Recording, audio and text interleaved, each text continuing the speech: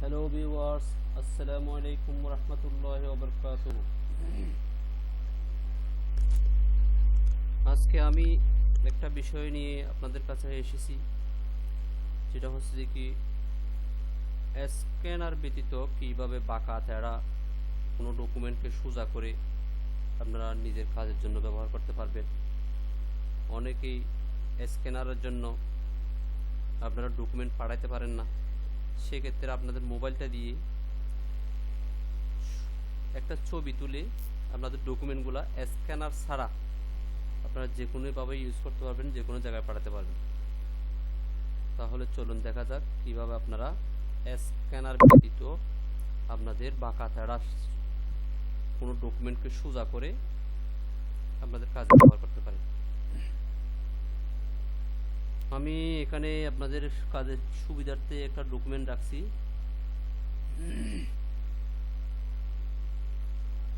যেটা ফটোশপের মাধ্যমে আমরা সোজা করব।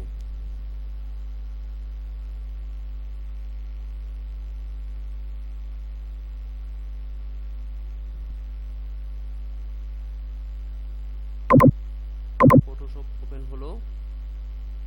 এখন আমাদের এই যে একটা বাঁকা তেড়া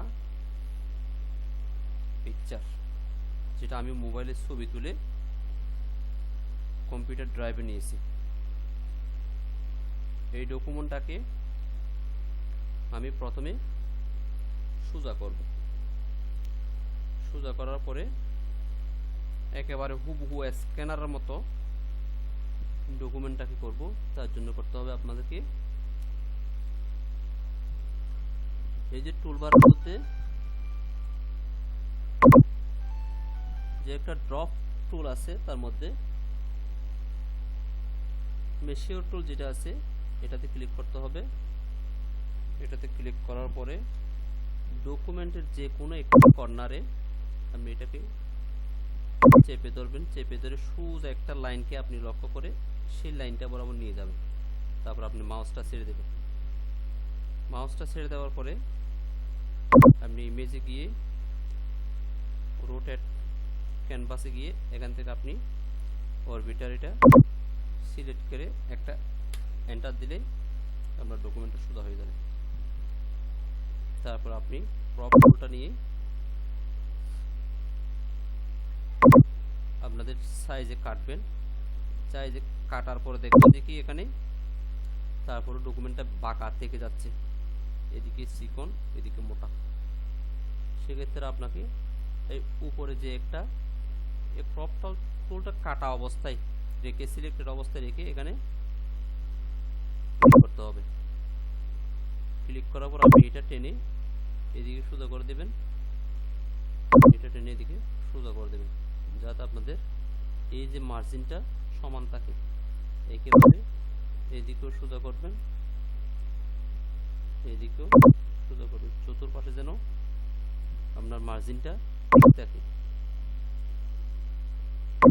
এইভাবে সিলেক্ট করার পরে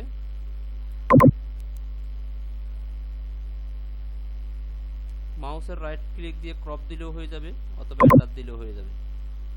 এই যে আপনার ডকুমেন্টটা একেবারে ফ্রেশ স্ক্যানারের মতো হয়ে গেছে। যেভাবে স্ক্যান করলে আপনি ডকুমেন্টটা সোজা হতো, ঠিক এরকম হয়ে গেছে।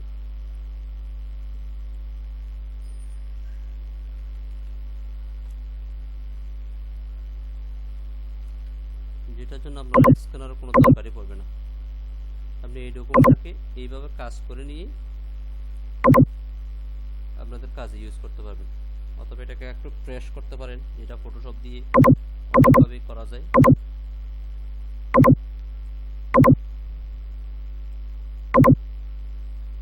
এভাবে আপনি ড্রাইভটা সেভ করে রাখলে আপনাদের অনেক সুবিধা হয়।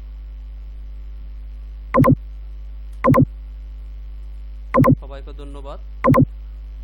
এই ধরনের ভিডিও আপনারা যদি আরও পেতে চান তাহলে আমার চ্যানেলটাকে আপনারা সাবস্ক্রাইব করবেন, লাইক দেবেন, পারলে বন্ধুদের সাথে শেয়ার করবেন। ওকে।